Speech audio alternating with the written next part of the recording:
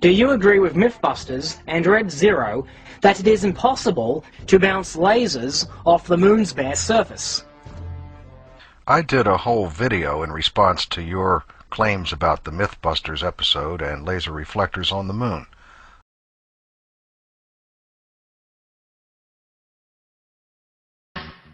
In addition to the high-resolution camera used to take these pictures, LRO also carries an instrument known as Lunar Orbiter Laser Altimeter, or LOLA. Basically, it fires a laser repeatedly which bounces off the lunar surface and back at LRO, thus allowing the satellite to make a 3D topographic map by measuring the time it takes for the laser pulses to return.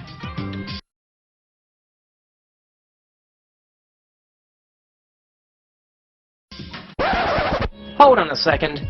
I thought you needed a retroreflector to do that. You didn't really think that.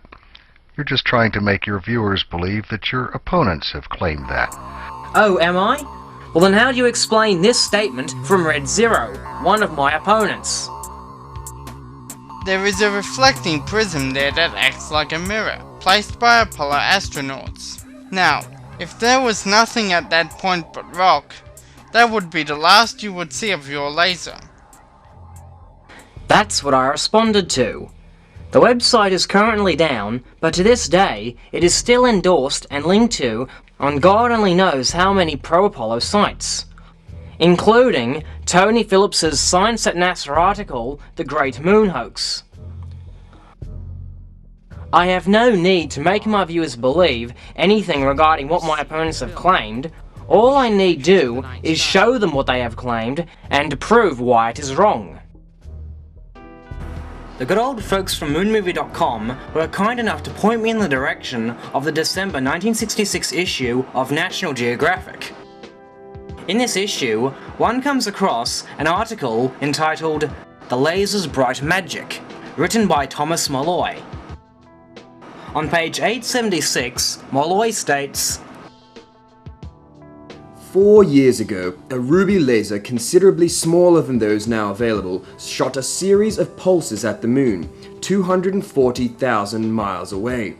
The beams illuminated a spot less than 2 miles in diameter and were reflected back to Earth with enough strength to be measured by ultra-sensitive electronic equipment.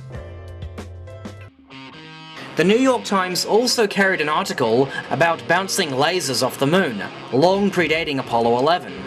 In the November 5th, 1963 printing, we find a tiny article entitled, Soviet Bounces Light Beam Off Moon in a Laser Test. A concentrated beam of light has been bounced off the moon and detected on Earth by a Soviet observatory in Crimea. The feat, reported today by TASS, the Soviet press agency, duplicates an experiment conducted late last year by engineers of the Massachusetts Institute of Technology. The super-intensive beam was produced by a laser, a device that amplifies and focuses light. The principle is believed to have potential use in space communications and long-distance energy transmission. The Soviet announcement said that a laser had been installed at the focal point of the 100-inch reflector telescope at the Crimean Astrophysical Observatory.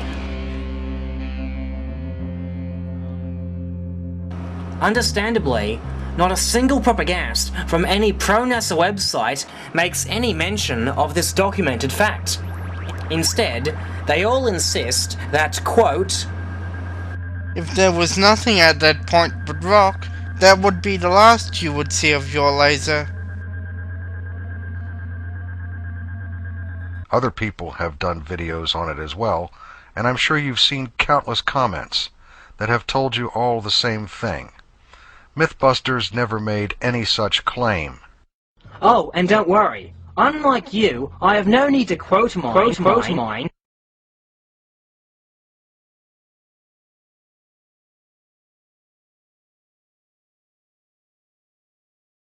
There is a reflecting prism there that acts like a mirror, placed by Apollo astronauts. Now, if there was nothing at that point but rock, that would be the last you would see of your laser.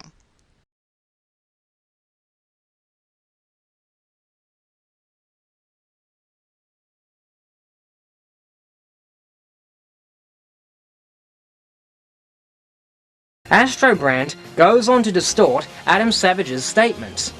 Perhaps you're getting confused by, or trying to confuse others with, this guy's statement. Now, the only way that that could happen is if there was a piece of man-made equipment up on the moon to reflect them back. So, Jarrah, I hope that you're not claiming that this portion of Mythbusters is saying that it's impossible to pick up reflections off the surface of the moon. It is only saying that when we aim the laser towards some random section of the moon's surface, we get static. No, what it's saying is that when they bounce the laser at any random section on the moon's surface scatters the beam, and the equipment detects no reflections, but instead background light from elsewhere in space. This is another fine example of Astrobrandt's quoting out of context.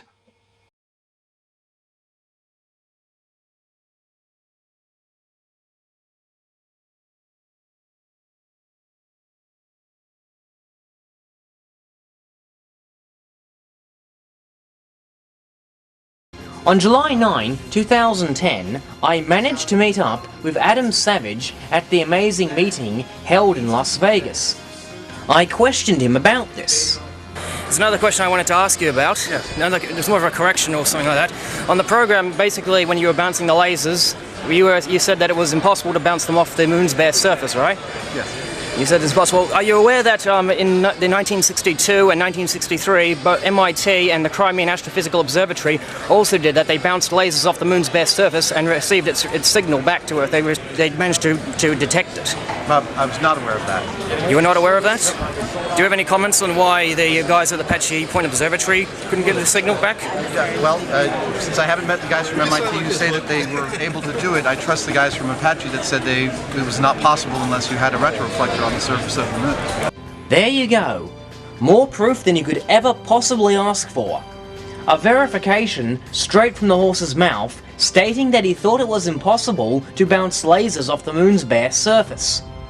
Hopefully, this will silence the false allegations by Astrobrandt 2 and Phil Webb that I took the Mythbusters out of context.